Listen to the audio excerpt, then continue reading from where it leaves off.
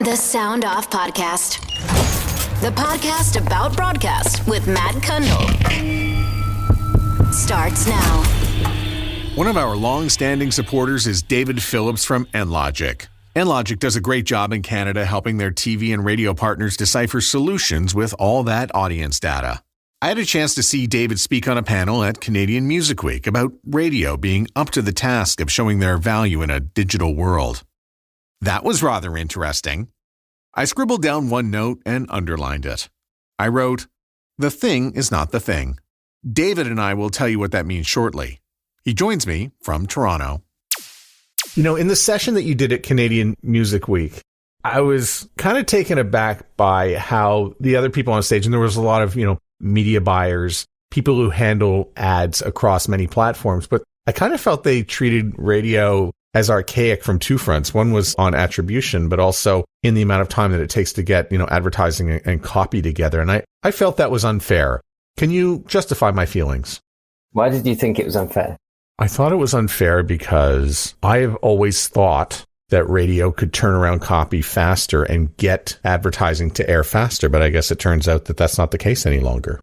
I think there's a bunch of things going on. So, and also there's a difference between local sales and national. And I apologize, I have a very needy cat. So, but he literally goes in and puts his paw in water and splashes water all over my desk. So I have to cover up the thing. Okay, let's try that. And that, by the way, what is the name of the cat? Jackpot. Okay, well, we'll have to, if Jackpot meows, we will give an audio credit. Okay. Right. So I think there's different ways of looking at how easy it is to, to buy something and put it on air. And I think that there are obviously aspects of radio that are easier. I mean, compared to, for example, TV, the actual creative itself is easier and cheaper. Getting that trafficked and out is easier and cheaper. I think the trouble is that the comparison isn't, newspapers and TV anymore. It's digital platforms. So if you're looking at how easy is it for someone to plan, buy, report, get creative through on radio versus digital platforms, then I think there's every reason why people say actually radio is too difficult. And I think, as I told you, I'm leaving this job in a few weeks, so I'm not unleashed because I'm British. But one of the things that's kind of struck me and maybe frustrated me a bit in the last while has been how radio could make itself a lot easier to buy than it has done already. And I think a lot of that's just, well, I don't know, I have theories, but I think a lot of that's an unwillingness to change, which, with some exceptions, I think we're seeing some good things like Audio Velocity from CBS, Validate from Patterson, Rogers Ad Manager tool they just announced. So there's some little pockets of good stuff for sure. But I think in general, it is too difficult to buy for a lot of people compared to what they're now used to. So can you talk a little bit about some of those things like Validate? And I did have the Rogers do-it-yourself ad buy tool. I kind of got excited, and I've actually tried to do that with iHeart in the States, and that's just go and buy some do-it-yourself advertising. So how do you look at that? Yeah, I think so. There's a bunch of things about when we say easier, there's a lot of things about what easier means. And I think, what we've spent some time doing is sort of trying to divide up what does easier mean? How do you split that up into tasks you can actually complete? So I think part of it is operating on a platform. So our hypothesis is that the way that we as people interact with everything these days is via a platform. And actually, you can book funerals on platforms. You can, do everything you like on a platform. I don't know quite why funerals came to mind, but anyway. But almost one of the few things you can't do is buy a radio campaign. So if you're not just an agency buyer, but if you're an agency buyer or you're a local buyer, it's weird now that you can't go to a platform and buy radio. And so what that means is already radio is a bit out of step. I have to do things that I don't like doing. I don't really know how to do. I have to speak to someone. That feels weird. And I think underneath that, there's another few things where when you're on a platform, the platforms are very good at giving you the impression that you're in charge. So when you book a flight, you get to pick the dates, you get to say yes or no, you get to change it, which is how if you're buying stuff on the iHeart tool, it's probably the same, or if you're buying it on Facebook or whatever, it's the same. Whereas when you're buying a radio, it's like the old paradigm of you hand the people the money and then they take care of it. So subtly, what it feels like is that you're not in control of the campaign, that the person who's taking your money is. So that's tricky when the norm is not that anymore. And I think there's other elements too about sort of making it easier. And some of that's related to sort of data and stuff like that. So how easy is it to sell the purchase you're making to yourself? So if you're a young junior media buyer and you don't maybe listen to the radio through a radio thing, you maybe listen to it on a stream or you're listening to Spotify, whatever. Selling the idea of buying radio is already a little bit of a stretch. because you don't do it, although that's your job. You should act on behalf of your client, not on behalf of what you do, but not a lot of them do. And then you have to do it in a weird way by calling up someone, and then you have to sell the idea internally. So where's the dashboard? Where's the ROI and reporting? Where's the perception? That kind of stuff. So when we say making it easier and bringing broadcast user experience up to date, it's not just technology. It's all the things that the technology and the platform can bring to the buyer to make them feel more comfortable. And I think the other part of that, the B side, because you said that there was two things really at play here, and this part is the attribution. And that if you make a purchase in social media or digital, or maybe it's some streaming or perhaps even podcast, that you get some attribution and that you can sort of track a little bit about that ad. But in radio, I think you actually came to me and said, we've got these tools. Yeah, I think and again, the way we tend to think about it, or I tend to think about it, is not so much what the attribution does numerically. It's what that data does for your confidence. And it sounds a bit hippy-dippy, but it's kind of like, actually, the point of data is not really the number. It's the fact that it's giving you a sense that you haven't been ripped off, that you're making the right decision. And you can say those things to your boss if that's the kind of context you're working in. So things like Validate, which we've seen, we think is fantastic, begin to provide that. But it's still fairly isolated and it's still fairly small. And I think, that there's things that we could have already done across that whole gamut of broadcast UX, from being on a platform to offering reporting and dashboards, that we've just been too slow on. And I think that's a bit frustrating. So tell me about your thoughts about Validate, because I think at one point I had somebody on this podcast talk about it, and I thought, NLogic is a sponsor of this podcast. I wonder how they would feel about that. Oh, we think it's awesome.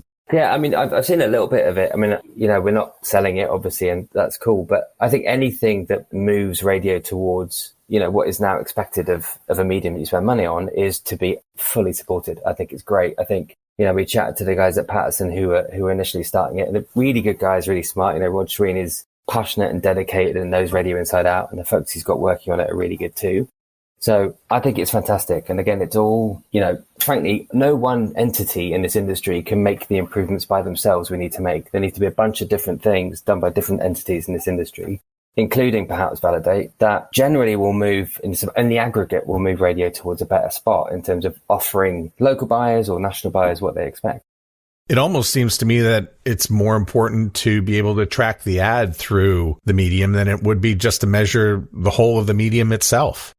I think it's a bit of both. I mean, one thing, I wrote a blog post ages ago, which I know is on the tip of everyone's tongue, called Drinking Wine on a Roller Coaster. And the point there is that what we did with digital, because of what digital was able to offer, and by digital I mean like the pure plays like Facebook and Google, is we downweighted too much the context that the ad sat in. So they were so focused on what the ad was, they didn't think about what the context is. And so I think radio shouldn't fall into that trap where it doesn't really matter what the context is, because it's the context that radio offers that actually adds that added value. We talk a lot about, I think Radio Connects is aptly named. What radio is able to do is create these incredible connections with its listeners, which that gets passed on by the advertisers and the listeners too. Like my boys are avid KISS listeners in radio, and they will, even they're 13 and 11, and they will, talk about advertisers that they heard on the Roz and Mocha show because they love Roz and Mocha. So we shouldn't lose context in the grand scheme of things. And by the way, with Jackpot rubbing up against the microphone in that case, Jackpot has now earned an audio credit for this podcast. We'll go against the vet bills. There's 3 of us now on the podcast, David. Yeah, sorry. So tell me a little bit about podcasting, because it appears appealing, but the only 2 bits of attribution you get are an IP address and a user agent. And then podcasters are forced to make a sale based on these 2 numbers. But most successful podcasters go a little bit outside of that and will try to sort of assert the value. And I'll use the example of Marianne Iveson with a podcast called Let's Take This Outside, which is clearly a show about the outdoors. I thought it would be about fighting. I mean, I know you've been in disreputable bars where I'm sure you've uttered the phrase, let's take this outside. Of course, there could also be a podcast called Let's Take This Upstairs, and that would be a... Let's Take This Outside. It is about the outdoors. But it's very easy for somebody who sells, footwear to make a decision about a purchase on a podcast like that, because who else is going to listen to this but people who are outside? Yes. And I think podcasting in a way has a couple of things going on in my mind. And you know 100 times more about podcasting than I do. So this is a sort of outsider's view in a way. But I think it obviously suffers from 2 things. One is whenever anything's digital, there are outsized expectations of what can be offered within digital. So We've been talking a lot, especially to TV folks, but also to radio, about how are they tracking, for example, when, a program airs, yes, it airs on CTV, but it also airs on ctv.ca or airs on for Chorus through Stack on Amazon. And similar to a podcast, if you like, what you're getting back on that, you would think could be a huge amount of data. And actually, it's often pretty restricted. It's kind of like number of streams or stop starts and stuff like that. And it's not what you would expect. And I think sometimes with podcasting, you sometimes have that too. You go, okay, it's a stream, so you should be able to get this huge stream of data. And depending on the supplier, you don't often have that. Podcasting, I think, has the additional challenge, which is a sort of microcosm of where all the media industry is going, which is each individual one is usually quite small, which is obviously why smart people like yourself and others are sort of aggregating podcasts together to create networks. There's a lot of, even if I can get the data size itself doesn't lend itself to a lot of reporting, which I think it also sort of goes back to that point of context. That fundamentally, when we're thinking about selling something and the role that numbers play in that, we can go too far in thinking you have to support everything with data, where you also have to use your brain to go, let's take it outside. It's obvious, to your point, it's obvious who should be advertising there. So the contextual sell still has to be very relevant. And again, that's another thing that what I found sometimes with broadcast tends to sort of try and copy whatever digital is doing, but actually it needs to go somewhere in between. It needs to go, okay, let's do the things that digital offers that people like, but in our own way, and that take the strengths of our medium specifically into account. So that's often context. It's not just sheer numbers. Well, I think back to the time when you reached out to me and said that this podcast seems to be a match for what we're doing at NLogic, and let's get together and find some ways to get into the ears of radio people. Yeah, it's better for us to be somewhere where, Matt, I know a few people that are respected more than you in the industry. You're obviously a behemoth striding through the airwaves. But you have a connection with your listeners because you have a specialty and you have an authoritative voice and you bring in authoritative voices. So that the sheer numbers of that, although they're good, are less relevant to us. And you're right, it's a good case study of, we could advertise in the general interesting and possibly reach more people, but the effectiveness is going to be far lower than supporting folks like you. And which is, I think, speaks to really about what a lot of advertisers want. Maybe they don't want a mass audience. Maybe they just want the right audience. Yeah, and I think what we need to figure out, what we need to do a better job as an industry is making those decisions for advertisers easy.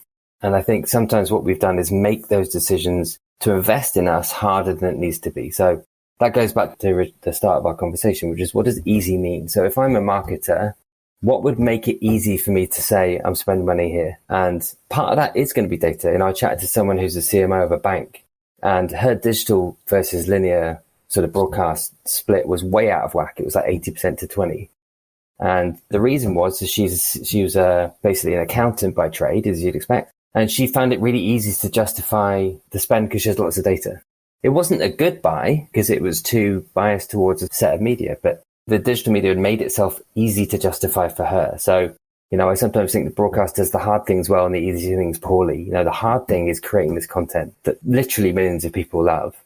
The easy thing is telling advertisers, well, it's a good thing in the way that they want to see it. And sometimes we've not been as good at that as we could have been. I look at the top 10 in television in Canada. It looks exactly what I would expect for the top 10 television programs in Canada. Yeah.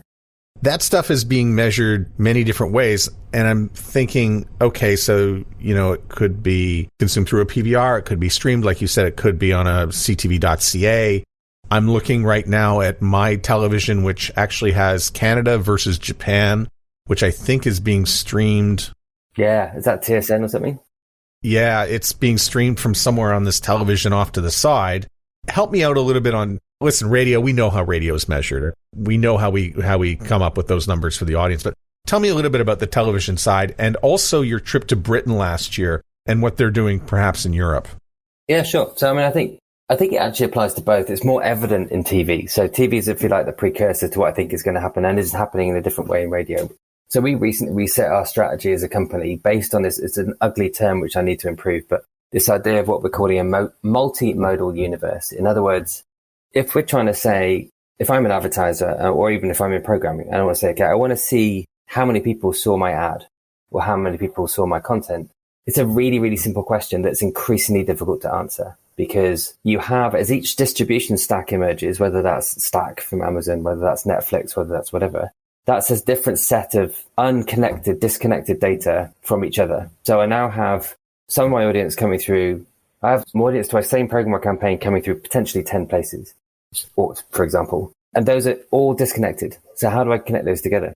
And it's a massive problem. And it's a problem that, frankly, no one across the world has solved. What's crazy is there isn't a single company in the world that has a currency of cross-platform ad measurement in TV, which is nuts, considering how big an industry it is and how simple a question it seems to be. But it's actually a very, very difficult question. So, we think we're entering into a phase where there's going to be lots of different numbers banding around for radio and for TV, but particularly in TV, just because there's more distribution stacks. And so navigating that for a marketer is going to be really hard, and navigating that for a broadcaster is going to be really hard.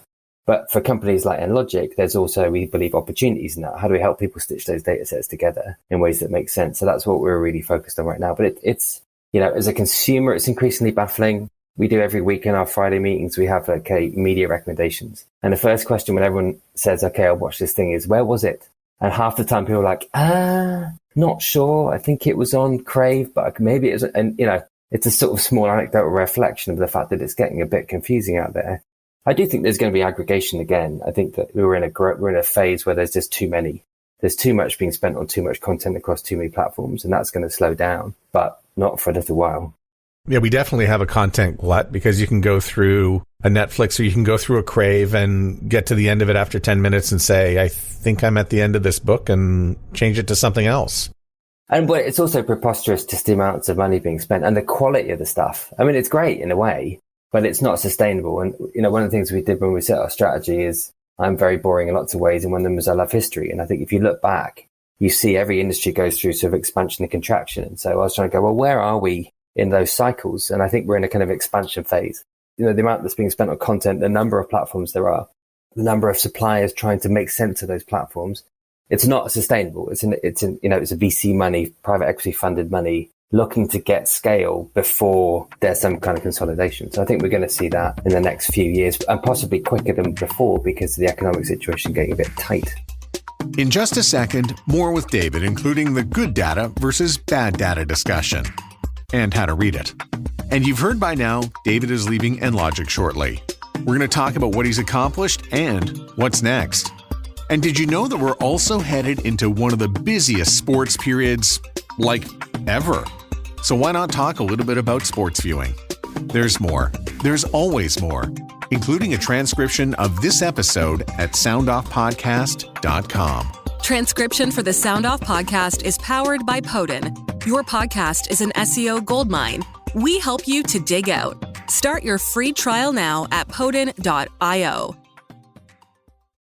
The Sound Off Podcast. Yeah, this is a fascinating part of the conversation we're going to enter into here because we have, it's starting. It's already kind of started with the Japan-Canada friendly on the telly right now. And that's the World Cup is coming in November with television sweeps, with peak NFL football, the World Cup appearing at different hours around the clock. This is going to be the biggest sports consumption month in the history of mankind coming up. So I'm looking at it going, what's that going to do to the Netflix and the Craves and the other TV viewing that's out there? Yeah, I think it's funny because one of the stats I think is most overlooked is total time spent with media. So if you look at 10-year trend of total time spent with media per consumer, it goes up every single year. And I think that what that talks to is a misconception we often have. So we often think that a new thing coming in is an either or to what's existing. And it's almost never that. It's almost always a both and. And I think total time spent shows that because as new things come in like Netflix or Spotify, it doesn't necessarily reduce the linear bit or the bit that was there already by much. It's typically additive. So I think if you're looking at stuff like the World Cup coming up and the NFL, which is the wrong type of football because you use your hands for it, it should be called handball. But anyway, I don't think it necessarily means you're going to see a dip in Netflix and Crave. I think the A1 SVOD players, I think it's typically additive. I think the question of sports and broadcasting in general is a massively interesting one because, that was the last bastion of broadcasting is really sports because it has to be live. It has to be the infrastructure required to get it and the expertise required to get it going is massive. But you're seeing, Amazon has Bundesliga rights and Apple bought MLS rights. And so that's a bit scary because you look at how much cash in particular, how much cash Apple has. It could buy the NHL and forgot it bought it because it's got so much money. So that's going to be interesting to watch is if the streamers get really serious about sports and live. Netflix is doing Dave Chappelle or someone is doing something live on Netflix next year, which is obviously a technical test for could we do sports or other live stuff. And that's going to be interesting. Who buys the NHL rights in Canada next when Rogers is up? So that's a great question. I'm glad you raised it because we did have a podcast episode going back to about 2017 when the NFL sold the rights in Canada to DAZN. And a lot of people just couldn't get a grasp on it. And at the same time, DAZN wasn't really ready with the technology to deliver the NFL. A number of problems. And I'd like to think that this podcast actually forced their hand into. I would suspect it's at least a factor. Oh, I know for a fact that the CEO of DAZN listened to the episode, and there were questions asked about this podcast when it happened. But I've been thinking a lot about sports and streaming, and especially problematic for something like the NHL that feels like the number 5 sport in North America, even now behind MLS. And that if you do go and sell everything to Apple and grab a big check, that you really run the risk of becoming irrelevant. That was a huge risk. I think it was yesterday. Apple announced their MLS pricing, and I think it's $15 a month. And you go, you're going to make yourself a niche sport that's funded by Apple. And I think there's definitely, in the UK, for example, I know there's legislation where certain events have to be broadcast free to air. So I think it was like the World Cup and the kind of Ashes or whatever in cricket. But I think if you're a sports rights holder, you've got to balance off a couple of things. I saw this interesting analysis. There's a guy called Ian Whitaker who's really, really worth following on Twitter or LinkedIn. He's a financial analyst in the UK who sort of writes about streaming, but from a financial analyst point of view, which is a perspective we don't always see. And he was saying that, if you look at what Amazon's done to the NFL in the US, NFL loved it because it's a bunch of money. But what's interesting is that the median viewership age of the NFL and Amazon's lower than on broadcast TV. So that's also, is that good for the NFL? Probably, because you're bringing new people in. I've got, again, sampler too, but, my boys in the NHL have a interesting relationship, and the NBA is becoming a bit more interesting to them because of the demographics and because of the ease of play and that kind of stuff. So all these sports rights holders seem to be in such a dominant position until you realize that they've got to take into account the growth of their sports. If you're Gary Bettman or whatever, your primary responsibility is to look after the future of the sports for your owners. And so if you're just isolating it because you got a bit more money out of Amazon, that's very, very short-term thinking. So I think it's impossible to predict, but you can certainly see what you're seeing in other countries where Amazon gets a few, the broadcaster gets a few, So the NHL contract, when it comes up in Canada, it's going to be interesting to see. I can't imagine it going fully to a streamer, but you can imagine a streamer getting some. Even today, I actually make the purchase of both. I'll buy the cable television and DAZN for the NFL. So I am effectively paying twice. Yeah, and you can buy NHL.com, you can buy the NHL app. So you could do it now, you're right. The Gen Zs in this house would like to watch the NFL on cable because they double screen, they watch with their computer, and their fantasy scores will update faster than the play on DAZN because they can't stream the play as fast as Yahoo can give them the result of their player. I watched this go and I said, hey guys, I got DAZN. I was like, Dad, can you go back to the cable? No way. Because we want to see everything in as close to real time as possible. And I just finished watching the playlist, which is about Spotify. And I watched that on Netflix. But, Daniel Ek was really all about the speed. Can we get the song to the device in under a certain amount of time? And speed is really going to determine whether or not streaming does take off. Because if my fantasy score is coming in before, it acts as a spoiler. Yeah, you're right. It's interesting. I had dinner with Neil McEnany, obviously who's head of Numeris, earlier this week. And in one point in his life, he was in charge of CBC Sports. And he was talking about a little bit of like the infrastructure, the physics, like the trucks and the people and the kind of what you need to get NHL aired. And it's insane, just the infrastructure you need and the amount of work you need. So I think sometimes, again, this is both one of those classic either or versus both and questions.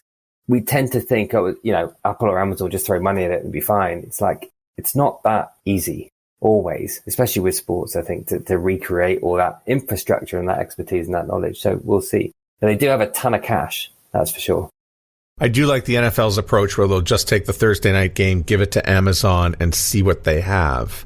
You can create different sort of tiers of exclusivity, right? Well, yeah, and even the more buyers you've got, nothing's going to terrify a broadcaster more than the NFL or the NHL or the Premier League going, oh, by the way, Amazon or Apple's interested. Whoever thought the term spoiler would have such relevance today? Because if the live event can be spoiled, such as your favorite football match, it makes it very difficult to exist on the planet. Well, there was a very iconic old TV sketch from the 60s in the UK where a man was spent all day trying to avoid knowing the football score because it was going to air at like 7 o'clock on TV, but the match finished at 3. So he's like desperately going around town, not trying to look in like electricians' windows. But that's the same, but it's in milliseconds as opposed to hours now. Is your wife home? No, she's teaching today. Okay, you'll have to answer the question for her then. Tell me about the thing is not the thing. Oh, yeah. I'm glad she's getting credit for that because that is her phrase. So there's 2 mantras I run my business life by, and one is ends not means. So focus on the ends, not the means. And the better version of that is the thing is not the thing. And the thing is not the thing is essentially that the driver of behavior is never the reason that you're given, or rarely the reason that you're given. So when people say, well, the best example is my boy's autistic, and one time his grandparents were coming to stay, and I said, are you excited for grandma and grandpa to come? And he's like, no. It's like, okay, cool. Why? And he said, the sofa, because the sofa. And we're like, this makes no sense whatsoever. And he's not like he's uneloquent. But we unpacked it a little bit. So the thing he was telling me was, I don't want grandma and grandpa to come because of the sofa. When we unpacked it, what happened was he loves routine. Every morning he'd have breakfast. He'd go downstairs to the sofa and watch TV. When grandma and grandpa came, my wife and I would go on the sofa, would turn the sofa into a sofa bed at night. So sometimes when he came down for breakfast, after breakfast to watch his TV, he didn't have a sofa. There was a sofa bed there. So in his mind, the thing was the real thing. When grandma and grandpa come, my routine's disrupted. So when we figured that out, we went, look, if we made sure that the sofa bed was made back into a sofa by the time you come and watch TV, would you be okay with them coming? And he said, yes. And they were. So the trick there is to figure out what's really driving behavior. And so this leads to a lot of the business strategy that we've adopted around broadcast UX, which is people don't like platforms because of platforms. They like platforms because it gives them a sense of control and it gives them a sense of comfort. So, whenever you're trying to figure out what someone wants personally or professionally, don't take it at face value. Always figure out what the driver of behavior is. Absolutely love it. So, by the way, that is the title of this episode. And I wrote that down when you mentioned it. Yeah, I should actually just try and erase history and say that I came up with this great phrase. It also reminds me a little bit about data attribution. And sometimes we get some, and then we start to make decisions about all the wrong things. Well, data interpretation is a whole other area. And I think, when we're looking at, it's funny now that I'm, about to sort of leave this job for another one. Sometimes I spent a bit of time looking through old presentations I've done. And I gave this presentation to what was Shaw Media, which shows you how long it was, about 10, 12 years ago, about data. And the fundamental thing is that very few people understand how to interpret data because we ask too much of it. We don't ask enough of it. And that's still true today. We either so when we ask too much of it, we expect it to tell us truth and we expect it to tell us everything we need to know. And we don't ask enough of it because we don't ask, well, where's it come from? What's it good at? What's it not good at? And I think you're seeing that all the time now where people equate data with ROI, and those two things are very, very different. A way of expressing it is data, but it's not the only way. And so I think if as an industry, if we were to do one thing that would help us, it would be everyone has to go on a kind of how to understand data course, because we're all using it and making decisions based on it. And I would argue less than 1% of us know what to do with it. Well, that course can follow Media Literacy 101. Yes, which is also sadly lacking. And, and I love agencies to bits, but they were themselves remitting. I was at a Future TV conference in Toronto recently, and there was a sort of agency president's panel. And they were like unprompted, basically said, our education on broadcast and how to buy broadcast is like woefully lacking. We don't invest enough in our staff in terms of how to buy and sell broadcast. And that's a problem. You mentioned it. You're leaving NLogic. Where are you going? I'm joining the circus. Awesome. I know. I'm going to be no, I can't say yet, I'm afraid. I'm hopefully I can say in December, but I can't say yet. I can say it's not Netflix, because I did say that as a joke to some people, but it wasn't funny. Tell me about some of the fun things you've built at NLogic that you're most proud of. Well, I've been thinking a lot about that, as you can probably imagine. I think that there's obviously things we can point to that are tangible. So I did a list recently of the things we launched that were first in North America. And there's about 10 things, which for a relatively small company in Canada is pretty cool. Like the first ever APIs for data, the first ever trading platform for radio.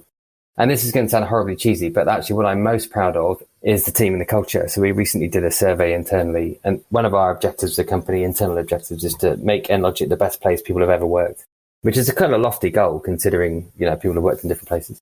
And the most recent survey, 88% of people said it was the best place they've ever worked, that's probably the thing I'm most proud of, actually. That talking about the thing is not the thing. I think the work that we're doing, the area we're in, is typically doesn't have a lot of significance. Like, it's cool and it's interesting, it's creative and it's important, but it's not like significant. But the way we treat people, the way we treat our vendors, the way we treat our clients, and the way we treat our team, I think has kind of like lasting significance. So I think that's the thing I'm most proud of, that we created a team that is just full of excellent people. Like my leadership team, all the way through down to, you know, everyone in that group. They're just really smart. They're really kind. They're really funny.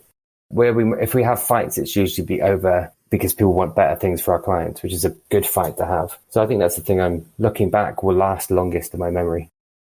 So what was the work from home strategy from March 2020? And did you, or have you, well, I think obviously you have, but how did you migrate people back to the office? Well, we haven't. But I mean, I think what's funny about this podcast is that, you know, you're asking me to predict things. I'm very confidently saying this is what's going to happen. And I remember the week before we all started working from home, a friend of mine said, "You mark my words, next week we'll be working from home." I was like, "Don't be an idiot." And then, like 2 days later, I was like, "Okay, everyone." So yeah, we've been basically predominantly working from home ever since that March date. And what we're starting to do is sort of what we're calling purposeful times back in the office. So for example, what we're doing now, to go back to the broadcast UX thing, is we've given people budgets to basically, and we're working with food banks with sort of, so that we can understand firsthand what it's really like to buy a campaign on Instagram or on Spotify. We're splitting ourselves into teams, and each team has got a budget, and they will buy a campaign. And we've got the creative from food bank, and food bank are allowing us to do it. So we're going to be doing campaigns together as a group. So we're doing that in person, stuff like that, and sort of social events. But typically we've just been remote. Tell me about that Friday meeting. First of all, I generally have like a small amount of disdain for anybody who schedules the meeting on Friday, maybe after 12 noon. But what is that Friday meeting like? The Friday mornings. So, okay, if I take a little step back, one thing I've come to realize in this whole work from home thing is that the most important thing for any leader to figure out is meetings, because meetings are the best of times or the worst of times. And I'm in some meetings where I literally want to stick needles in my eyes, and some meetings are actually enjoyable. So I think the most important thing a leader can do is like, how do you make a meeting enjoyable? And so Friday mornings we get together, and it's cross-company. We basically, it's just a product update. So like, where are we with new products? We've got tons of different things going on, like new products launching and current products being, you know, having features added and that kind of stuff. So we go through that. But the bit that everyone most looks forward to is we have media recommendations, book recommendations, and other. So media recommendations is shows you've seen or programs you've watched. Other is like buy people Christmas presents or something, whatever. And then book recommendations. And for some reason, like whenever I see something, I'm so boring, I don't watch anything. But if I do, it's the media recommendations bit. It seems daft, but I think it's that one of those things that if you make a meeting slightly enjoyable, then more people will come to it and contribute to it. Not that more people is good, but the people that come to it will appreciate it. I don't think that's daft. I mean, it's actually marketing, because word of mouth is the number one form of recommendations to watch a piece of content. But it's hard to measure, so we always forget about it. We go, oh, no, look at my social media likes, whatever you like. No, that's like fifth on the list. The word of mouth is the biggest, but everyone's like, well, it's a bit hard. Let's pretend it doesn't exist. If somebody was on Facebook and they said that they really enjoyed the show and then put a trailer to the show, is that word of mouth? That feels word of mouth to me. Probably. Yeah, but like actual word of mouth, like, so this is how, you know, this is this classic, we think we're rational, we're not. I've got a 2007 Honda Fit. Yeah, I'm getting a new job. I'm like, it's probably time. It's visibly knackered. Like if someone gave me $400 for it, I'll be lucky. It's rusting, it's got whatever. I think it's probably time for me to get a new car. So I'm thinking about getting a new car. I grew up a massive car head. My first job was working on a car magazine, still look at the car magazine online, whatever. But when it came to it, I picked my friend Peter and said, Peter, what car do you think I should get? And he went, get this one. I was like, all right. I know a bunch about cars, but like, I'm like, I don't know. I'll ask Pete. Well, what car did you get? I haven't got anything yet. I probably won't because I'm too lazy, but Audi A4. And my wife thinks it's the most boring car. Very secondhand, just in case everyone thinks I'm being posh. She looked at it and she's just like, oh, is that the person you think you are? Which is a bit harsh. Okay, well, just from what I see in the picture here, I don't see any moving boxes. So it doesn't look like you're leaving the country. No, I'm staying in the country, yeah. Okay, excellent. I love Canada. It's great. I'm about to become a citizen, which is very exciting. Congratulations.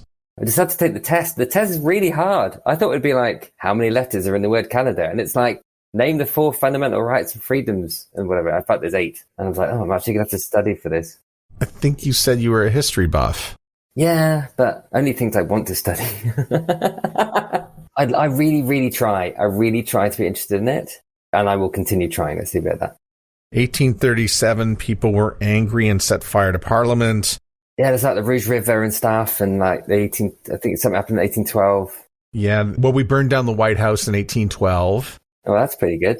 Yeah, and then 2022, people were upset again and brought their trucks to Ottawa. Freedom fighting takes all form. Some pitchforks and muskets, some, horns and misspelt signs. So, credit to them. David, thanks so much for being on the show. Pleasure. The Sound Off podcast is written and hosted by Matt Kundle. Produced by Evan Serminski. Social media by Courtney Krebsbach. Another great creation from the Sound Off Media Company. There's always more at soundoffpodcast.com.